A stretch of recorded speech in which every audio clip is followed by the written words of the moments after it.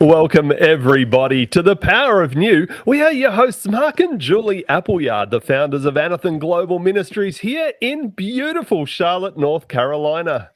Today, we're inviting you to join us in a new conversation around discipling nations through spiritual leadership principles that work at work.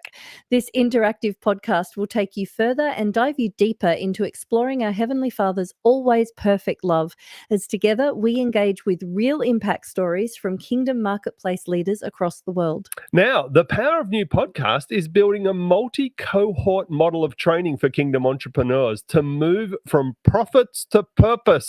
To be able to reveal the kingdom of God in a fast-paced world. Reach out to us today.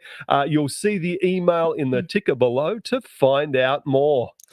Today's guest, as a devoted Jesus follower and serial entrepreneur, has founded ventures like Zebra Institute, Scapa Craft, Highball, and Meltwater's first Nordic office, plus the Grow Conference. A Bergen City Council member for 4 years in the Christian Democratic Party, he's authored books including Startup Europe and Faith at Work.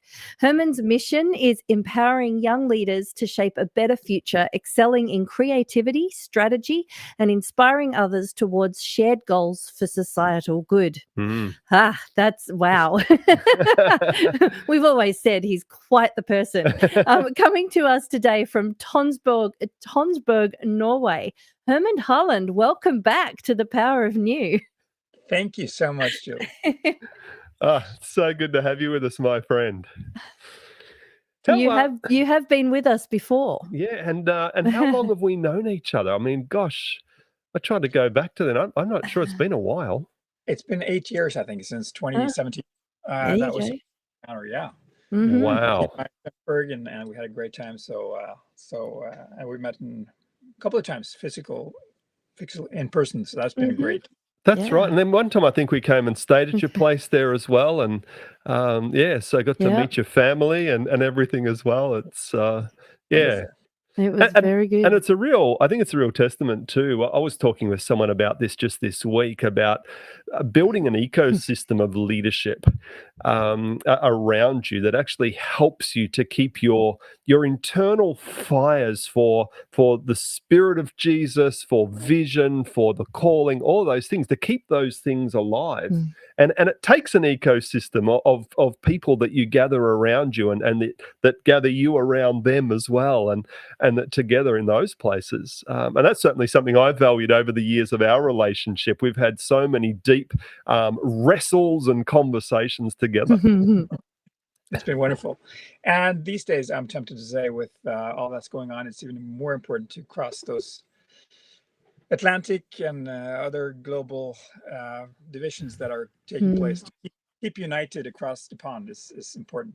Exactly right. And we have been certainly in the time we've been together, there's been a whole host of different causes that have been put in society that are causalities for division. We have COVID, this little thing that suddenly was this thing that's right up here for everybody. We've had, politics come and go. We've had wars and rumors of wars. We've had all of these things that all of them are from a media standpoint, are pitted as polarizing moments, because if we can elicit fear, then we can sell, and fear always sells. It just will. And I think part of our conversation today is actually getting back to this sense of what does it mean to get rid of or to clear the fog of fear and get back to this sense of who are we in Christ? Who are we as brothers and sisters? Who are we with Jesus as King of the kingdom?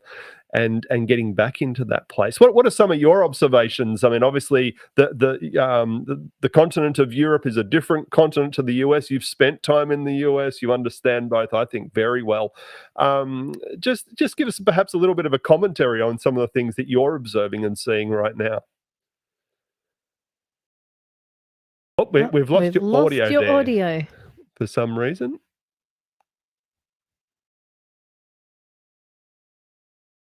No.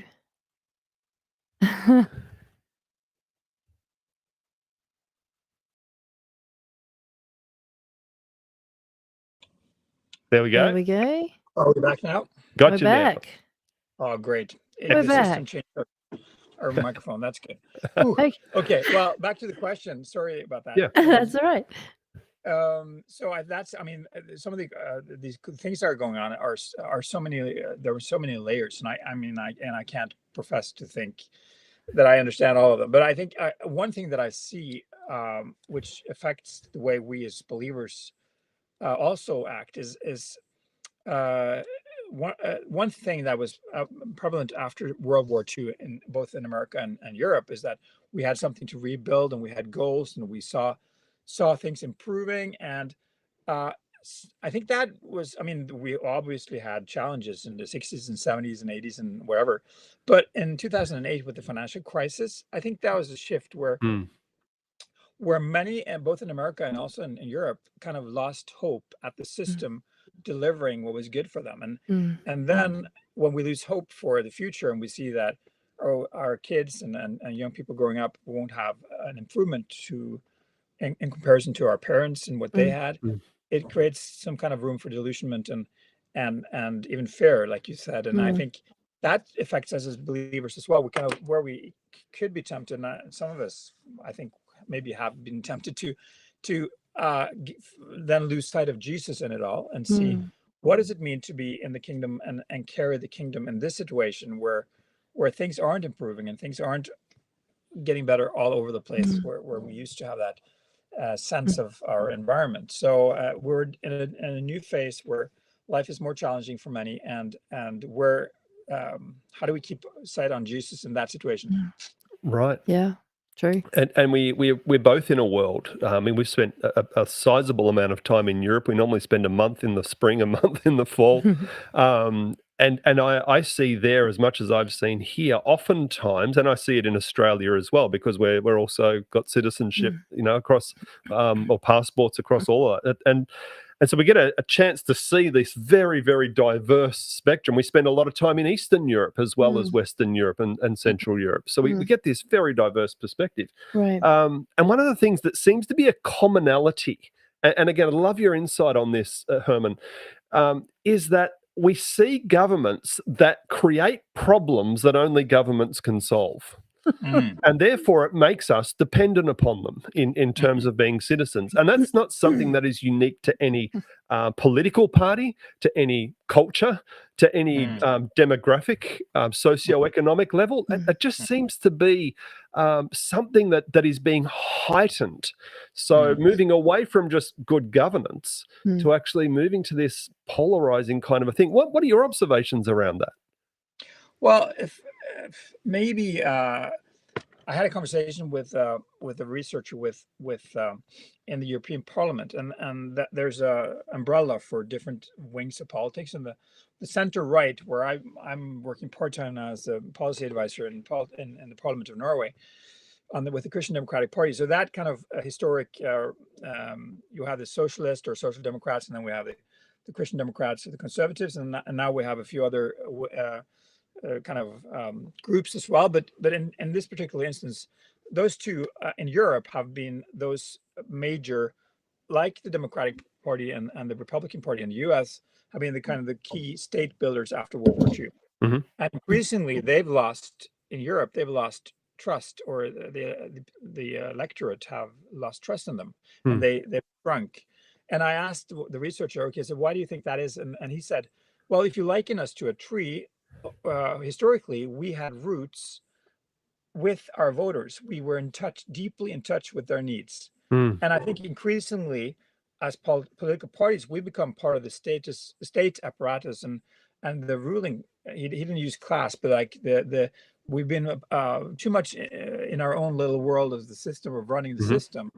And that's where they can create the problems, like you said, that political parties can create problems that only politics can solve, but they're in touch, they've lost touch with voters. And then the voters go elsewhere to other parties. And in Europe, we see a growing populist far-right movement, like the AfD, Alternative for Deutschland, had huge numbers and they are growing in Germany on the last election. So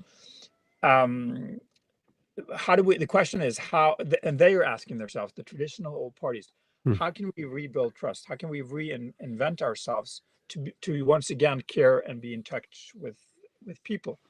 And I mean, this is such a kingdom principle to be in touch. I mean, Jesus, Right.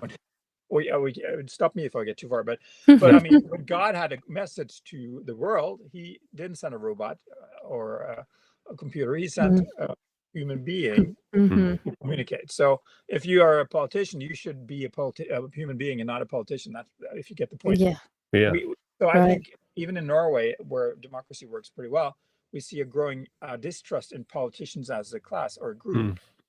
So that kind of disruption where the distance between politicians and people increase, that creates problems. Yeah, and that's something that seems to have happened at a pretty fast clip in Norway, because I remember our first trip out there, which was many years ago. One of the first things that people said was we actually have trust in our police force, we have trust in our healthcare, we have trust in our education, we have trust in our governments, and you won't find that in too many places in the world. And we've thought, oh my gosh, that you're right. Yeah. I've never lived in a place where those things have been the case. And now hearing these years later that needle is on a shifting trend. But to add, I mean, like we're still, our levels of trust in the system is high, extremely high compared to the rest of the world. So it's not sinking overnight, but it's slowly sinking even here. But then looking at the rest of Europe, and then there are, of course, like different histories in each country. Italy is totally different from Norway, with fascism being a strong force, and and Norway kind of skipped that in the same manner 70 years ago. So there are different reasons for different nations having different challenges around this. But I think for society, and this is where it gets interesting to talk about in a kingdom perspective, if societies are going to create the possibility for people to flourish and to have good lives and to choose their own lives, some things have to be in place. And what worries me a little bit is that we are undermining the very systems that have created that possibility for everyone, independent of faith and religious background or whatever, that we can choose our own lives and live well. And the interesting thing, this is, of course, is like a whole different conversation, deeper, but the reality is that Christian thinking was not the sole source for creating modern democracy, but it was really influential as a part of creating these systems that we've been able to lean on. So what I think as Christians we need to be aware of is that okay, we might win a few wins on abortion or gender issues by voting this way or this way, but if we also undermine our own systems, we could lose the very heritage that our forefathers in the church really worked hard to establish, that gave us freedom of religion and freedom of speech and all these freedoms that we need to be able to choose. Well, this is a deeper conversation, but I think there's new work for us to do, and I hope we can stir many believers to engage in different political parties and to be political. We need more good people in politics. We need more good people working on artificial intelligence, because both things can be worked for bad and for good. And we need more good people involved to serve with their knowledge and talents, and not to build polarized versions only for parts of the population. Well, I've just got a question for those of us who might not be politically minded, and there's a lot of this conversation. What you're saying, Hermund, is amazing, but a lot of it's, the implications of a lot of it are just flying over my head. But the question that I have for you, just to kind of, I don't know, it might be a rabbit trail, and you can laugh at me and move on if it is, but what is your definition of a good person then? Because so many in politics consider themselves to be good people, but if we're looking at someone who professes to be a Christian and follow Jesus, and how do they follow him into politics, and what does a good person look like in politics? Because so many people consider themselves good people, and yet we're all on difference, and we've still got a big divide in the middle. So what does that look like? Well, it definitely looks like it doesn't matter which party you're in. You can be a good or a bad politician. Sure. Yeah. But I think it comes down to character on the one side level. What building a good person is a person of character who has integrity, who speaks truth, is honest, and in politics especially. But I think independent of what area of work one has, it is a mindset of service, of being willing to think of loving your neighbor, loving the people that vote for you, and really honestly care about their needs and not your own position as a politician. Yeah. And being extremely careful of not gaining power or money for the sake of growing your own wealth or success, which is super hard, because those are the very temptations you face as in politics or I mean in business in a different way.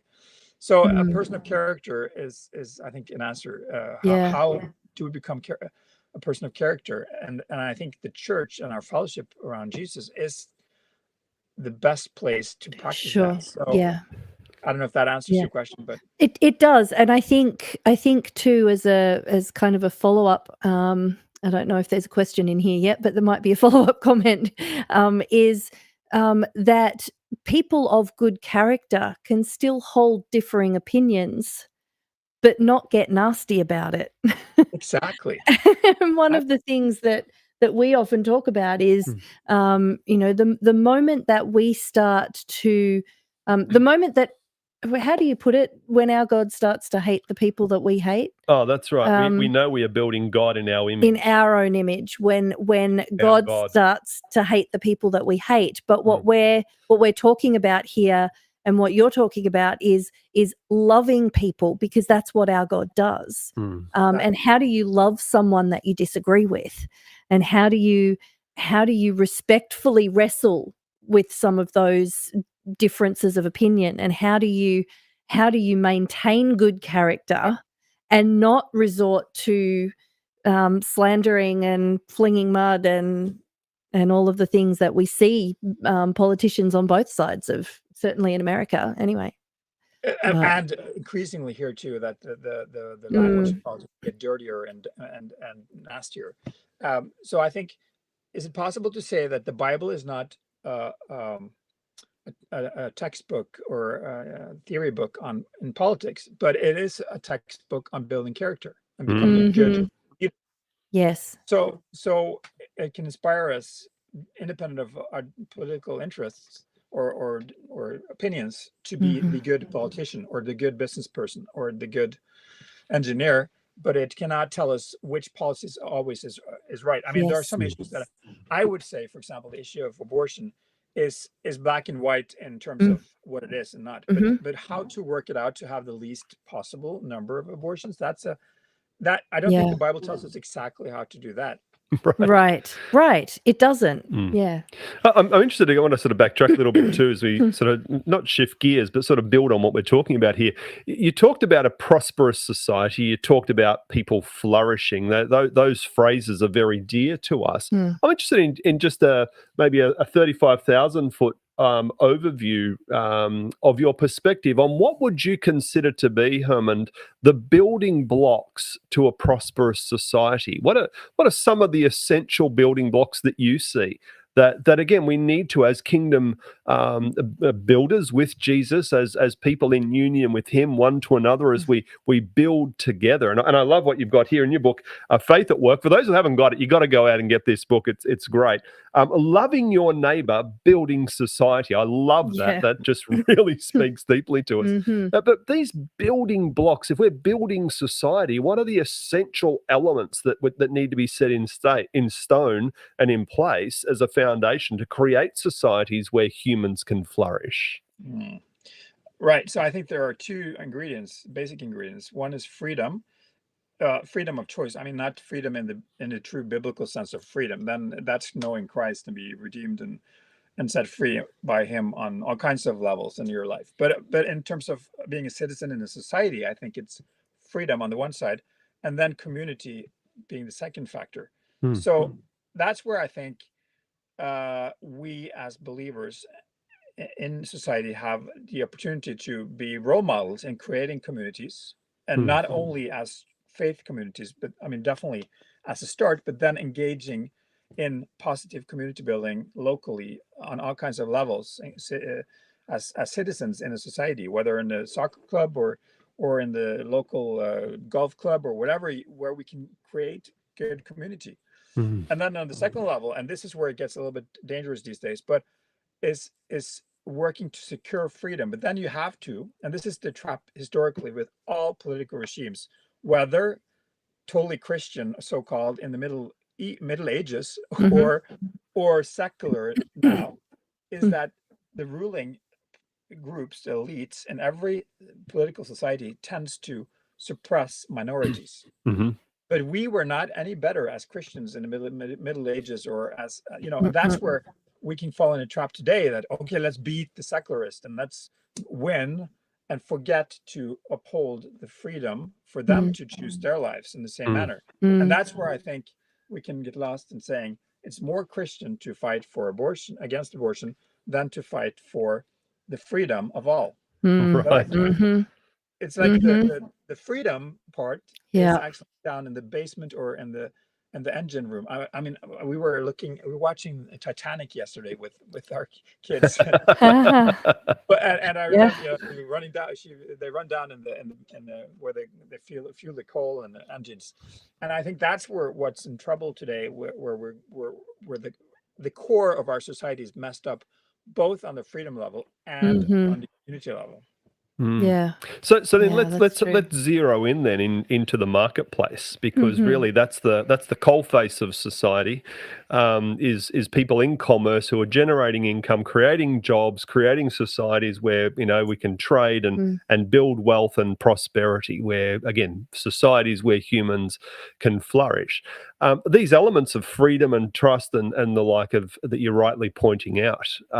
Talk to us a bit about what some of your recent insights are that people are using their workplace to integrate the faith that they have, to propagate them, to promote freedoms and life and the very things you're talking about.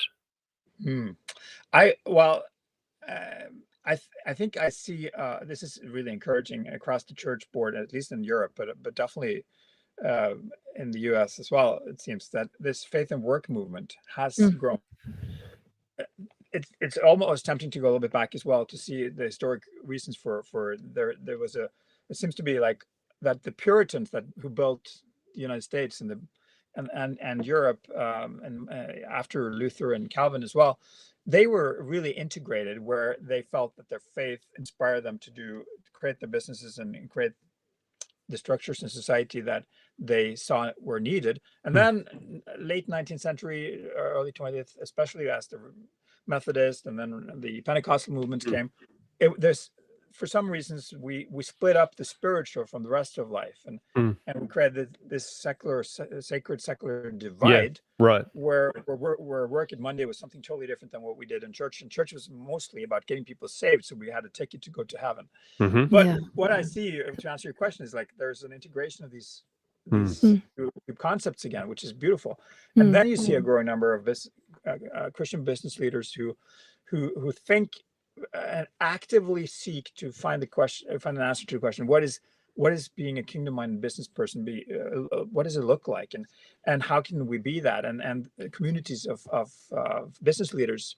I mean, like in Norway, we had 300 Christian business leaders together on a conference that have been going on for years, but it's been taking off for the last 2-3 years. That this is really catching a fire.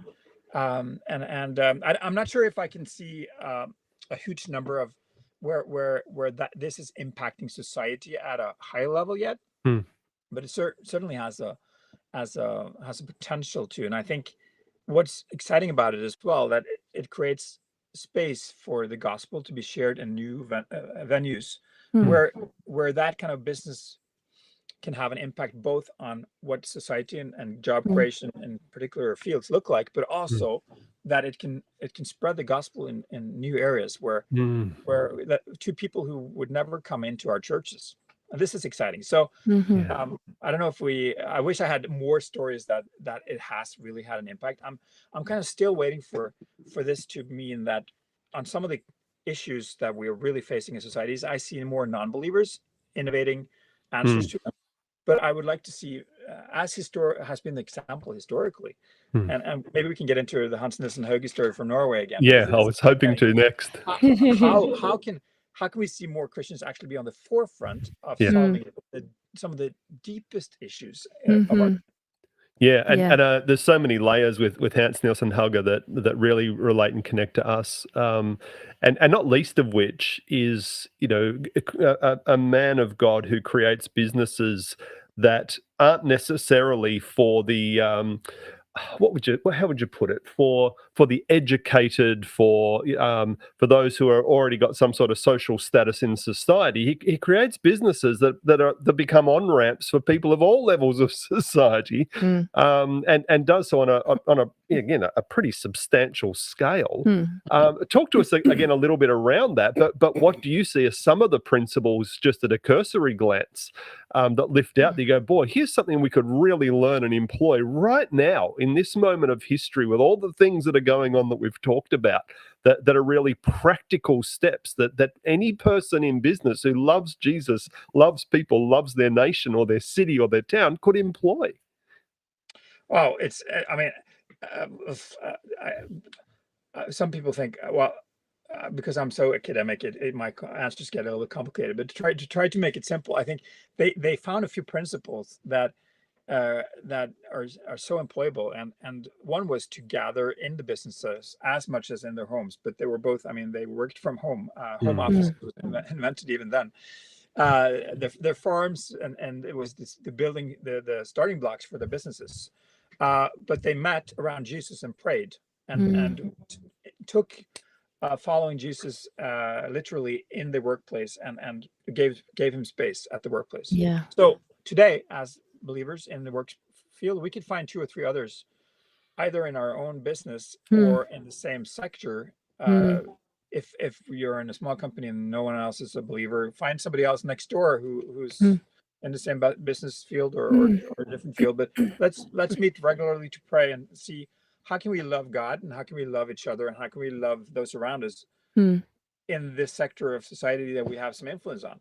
And then secondly, they were looking at and this is where it gets a little bit more complicated today, but they were looking at, okay, what are the needs? But I don't think their entrance point was, wonder what the needs are, because the needs were so evident. So Norway in 1796, when he started his movement, he didn't start it, he had an encounter with the Lord. The Holy Spirit fell on him, and a revival broke out. But because he was an entrepreneur by heart, he realized, wow, the people they didn't have the freedom we were talking about. They were suppressed by one ruling party state, or the king having one party to suppress people. Now, was that Denmark in that timeline? That was Denmark, yeah. But all of Europe had these kind of omnipotent kings, like some presidents wants to be today. I mean, so the same kind of thing appeared, where the shape that took form in Norway was, if you wanted to go to the next town, you had to have a stamp in the passport given by the local police officer. If you wanted to read the Bible in your home with a group of people, friends around, you had to have you had to be allowed by the local priest. So there were some very strong limits to your freedom. And secondly, there was poverty, right? So in Norway, being far north, and we didn't have a fantastic fancy logistics system, importing vegetables from the Mediterranean. We had fish and wheat, and if those didn't come right, we had hunger, and that happened every second or third year. So I think today, if we look at these 2 issues today, then the freedom is being challenged in many of our nations. So that's one issue.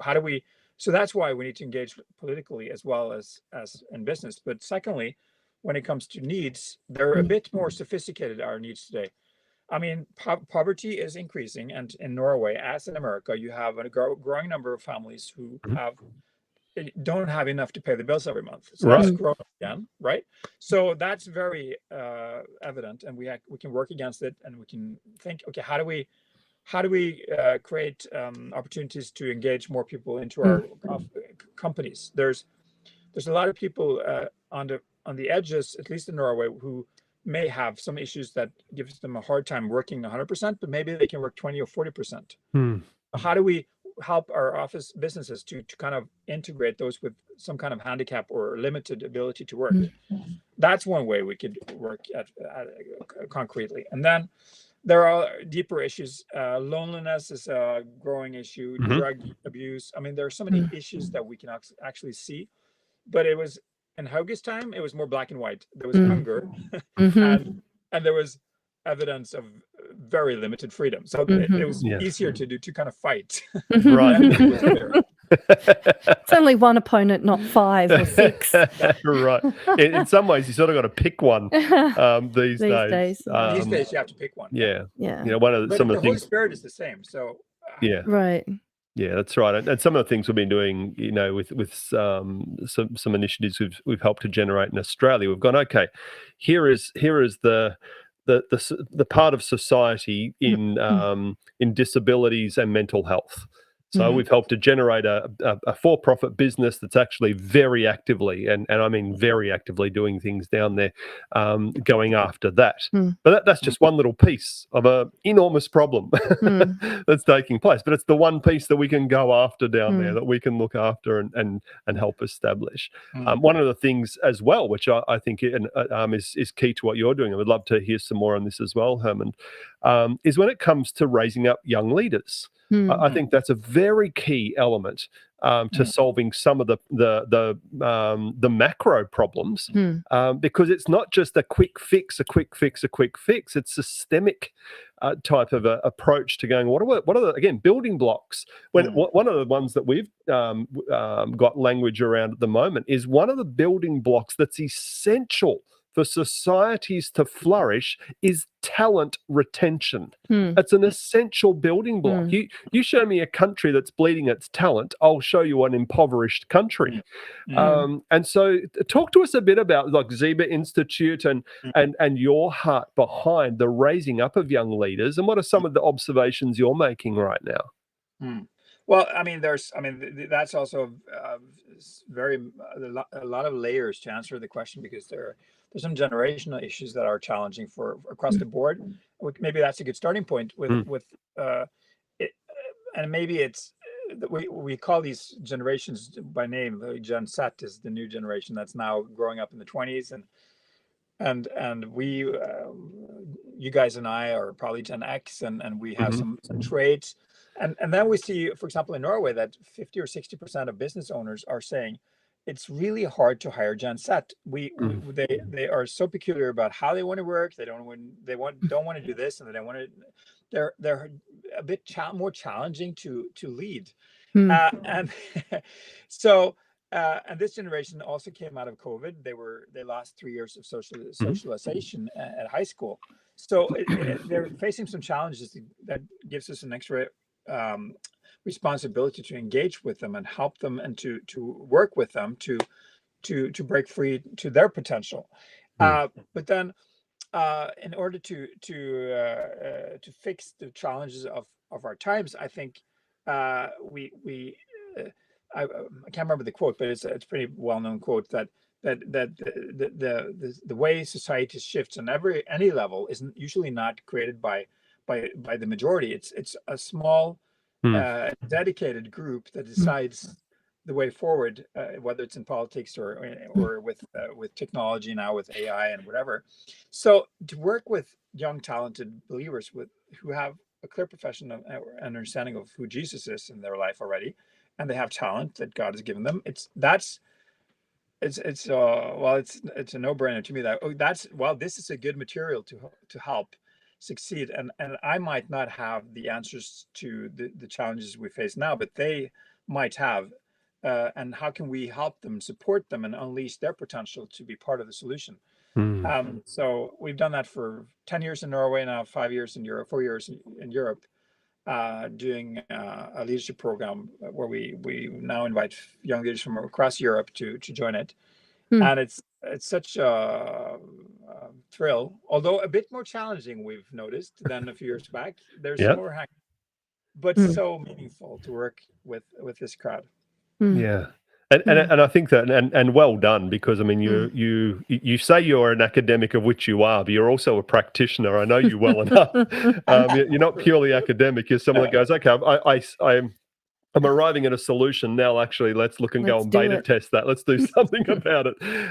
You're one of these rare creatures that actually sees value in both. And one of the many reasons we love and value you so much is just seeing that in play, and then that action reflection. What have we learned? What are we learning? How do we adapt? How do we shift?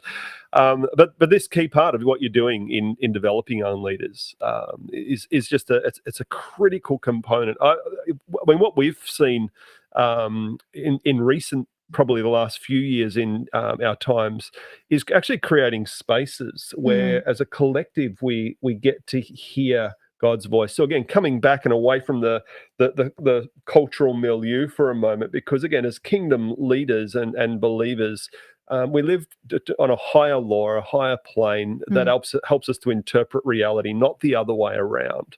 And so therefore, actually creating spaces to lift people out, to go, okay, you've got a skill set, that's great, that's fabulous. But actually, do you really know how to hear his voice?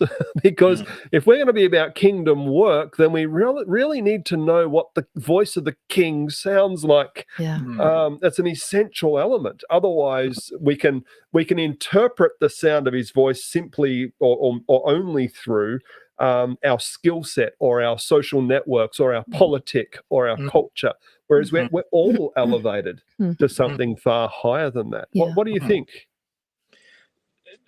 Totally. And I think that kind of, I mean, it brings us back to the character issue. And if you include then some, not just character, but knowing the Father and knowing his love for us. And I mean, we won't get through life really getting it fully. But I mean, Paul prayed that may you see the breadth and the width of his love and his power, right? So we want to be that in that process continuously. And if we then add the biblical knowledge with research, and now we have to go to America to Barna Research, and right, he's done a lot.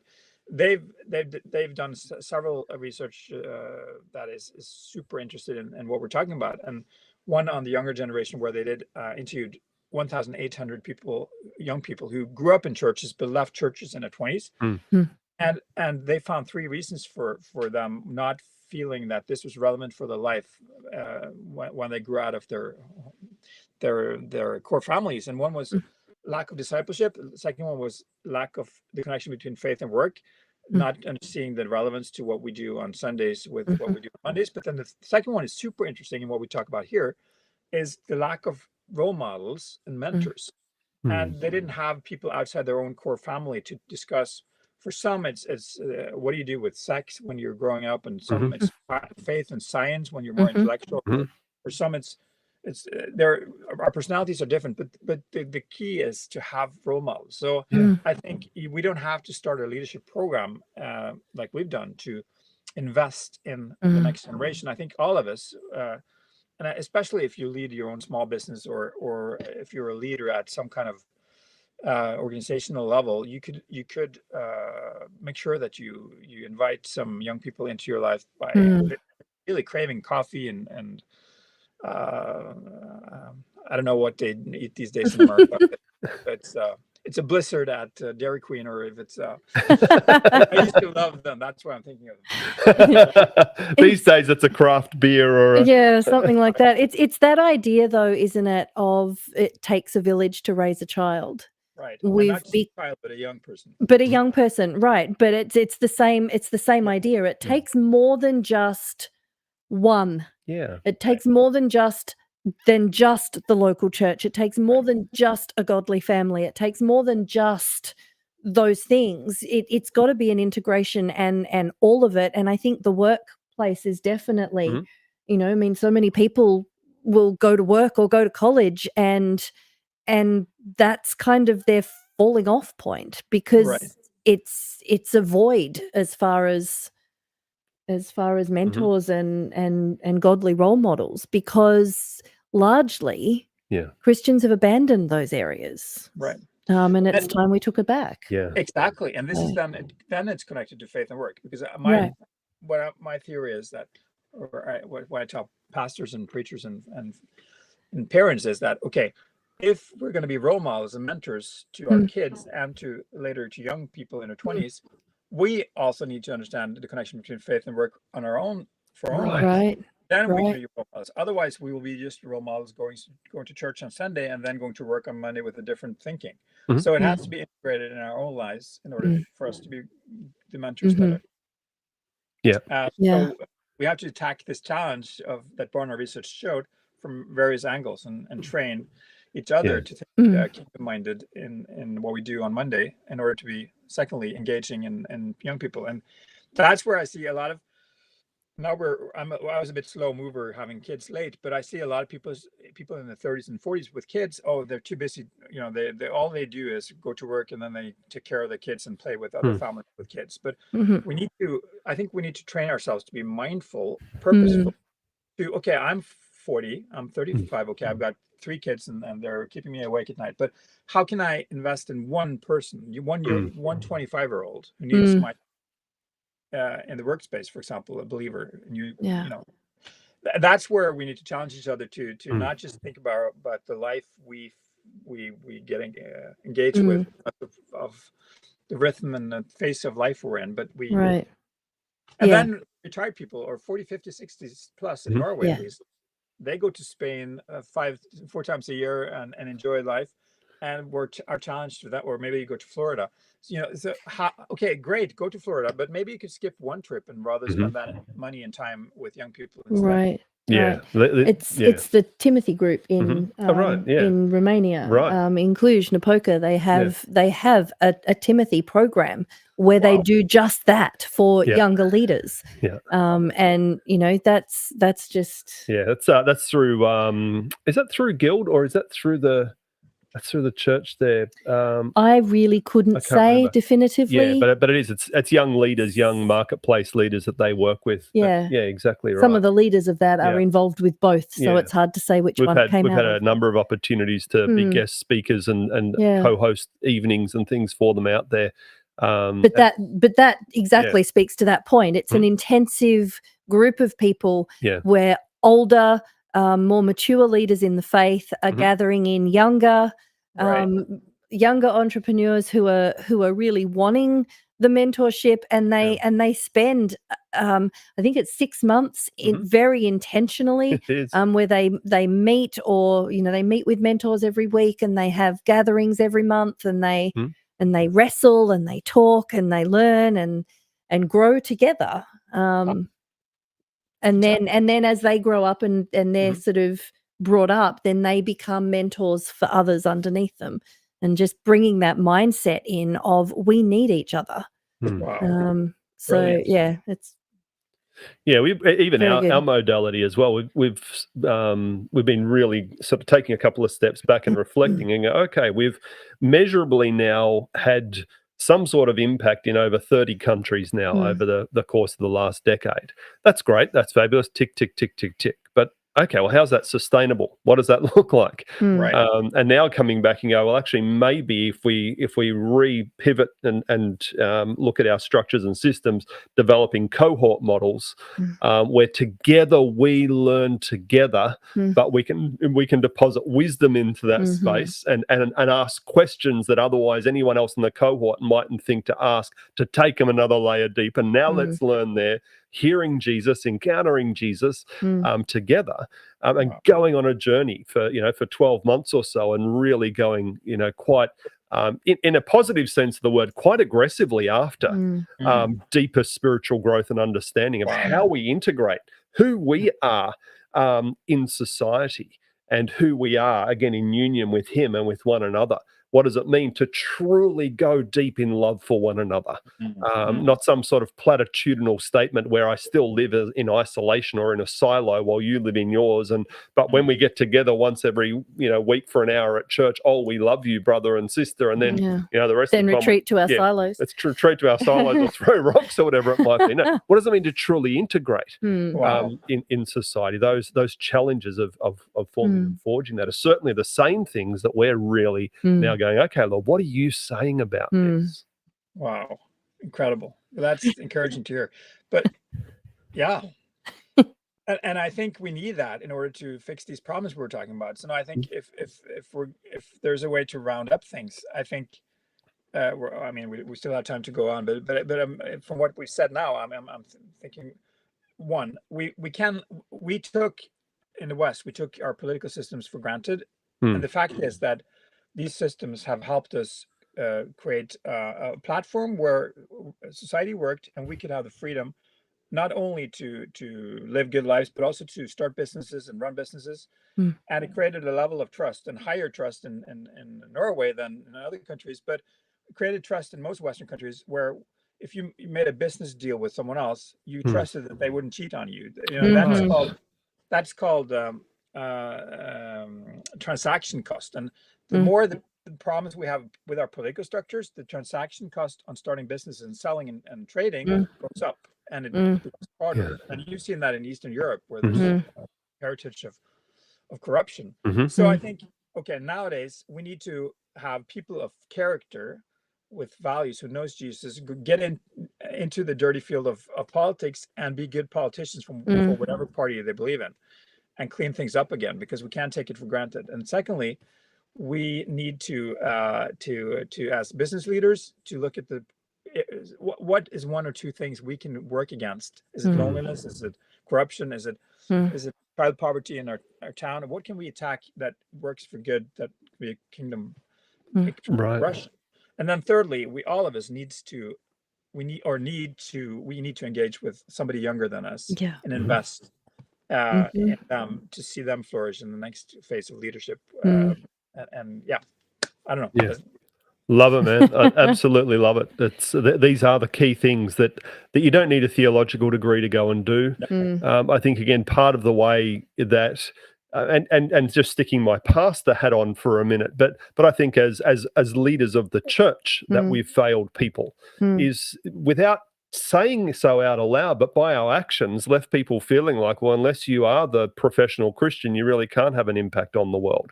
And by nature of the systems and things that we've built, it's left a lot of people feeling that very way. And I think we're in this moment in history right now where thankfully some of those things are shifting, and it's people like yourselves that are out there going, hey, the church has got a very powerful and important role and function in society, but it's actually it's a role, it's not all the roles. and let's clarify what its role is, and so that we can actually empower the other roles to go on and be who they're called to be without feeling threatened or whatever, but actually getting all the pieces working together and funcking right. Yeah, exactly. I think so. Yeah. Yeah, it's good stuff. So I'm interested, is there any fresh testimonies that you've heard or that you're seeing sort of right in front of you right now of just maybe totally separate from anything we've talked about today, but just a testimony where you're just seeing God at work, or you've heard of something locally even where you just go, man, that's just a really cool story where God's done something. Wow. Good question. What comes to mind?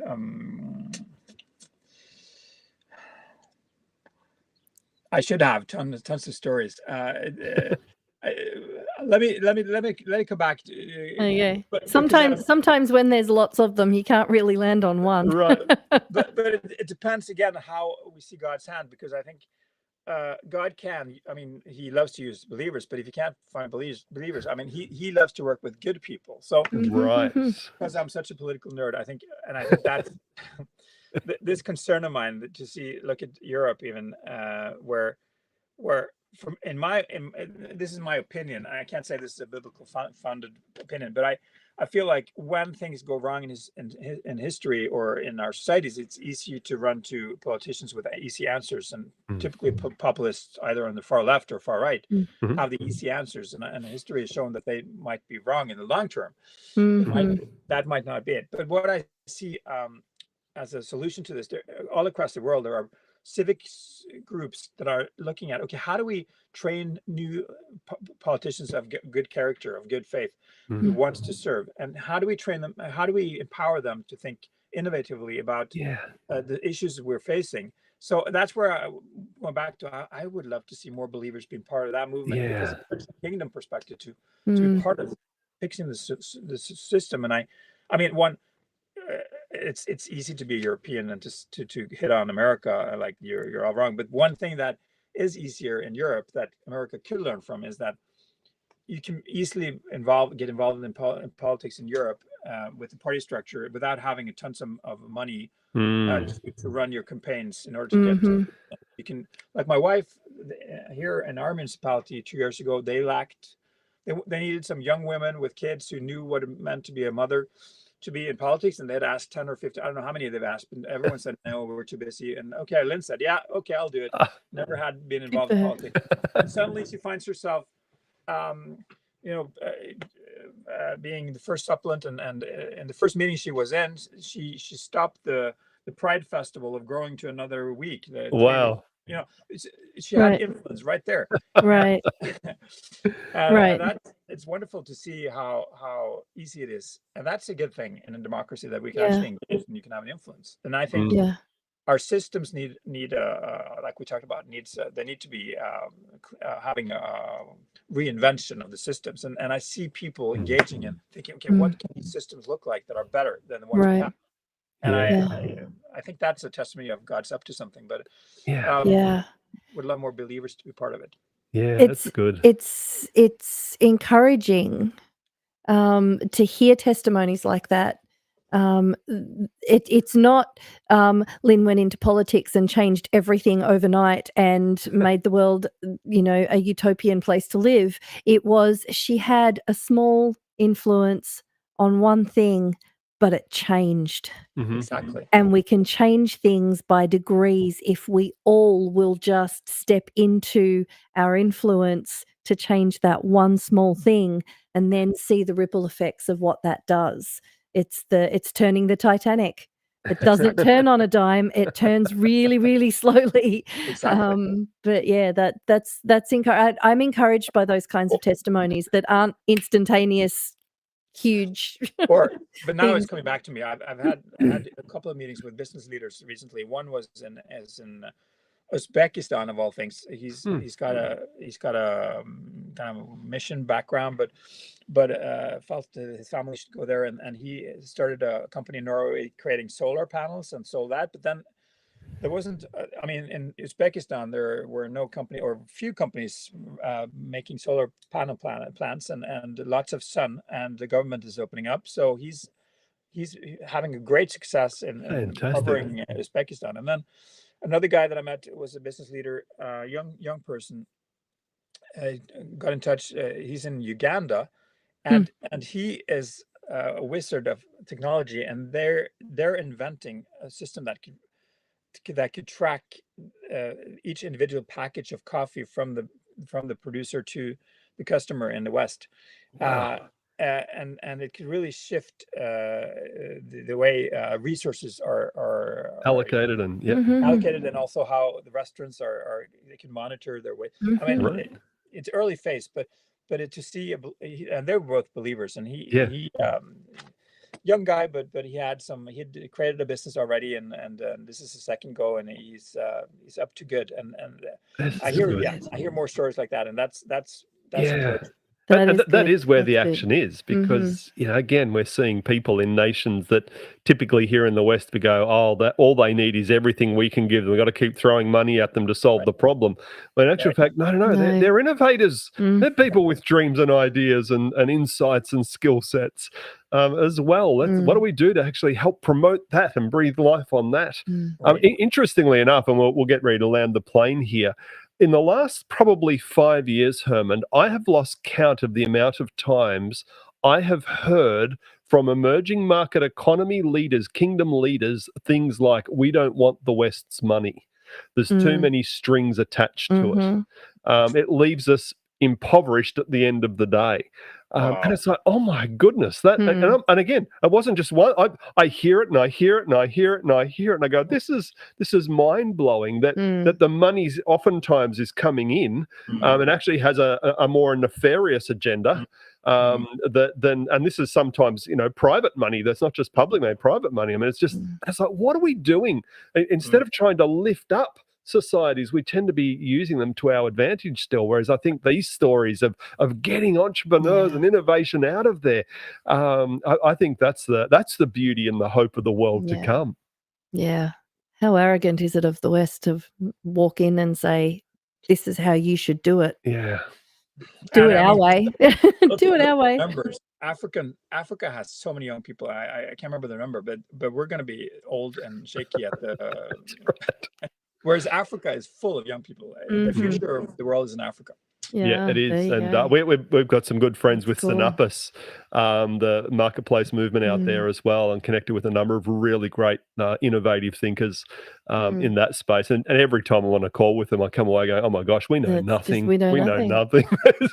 These guys are just, I feel like I'm the student. It's just incredible. They have such a different mindset towards community and working together and unity and all of that stuff. It's just such a different mindset. It is mind-blowing. Well, I think we've got the last major question. Oh, we do. We do. Okay, so in the interests of new, our podcast is named The Power of New. So we like new things here at The Power of New.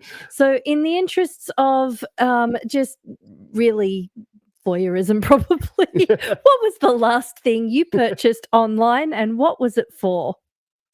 The last new thing you bought. And I'm glad you gave me a pre-warning here, so I could think about it. But I wish this was like the truth. Every time I don't buy a lot online, but I bought something for my wife the last time. That was well done. Yeah. So there's this cool innovative clothes company in Norway called Swims, which makes raincoats, and they've increased their collection to. I found these super cool rain boots. It does rain quite a bit in Norway. It does, yes.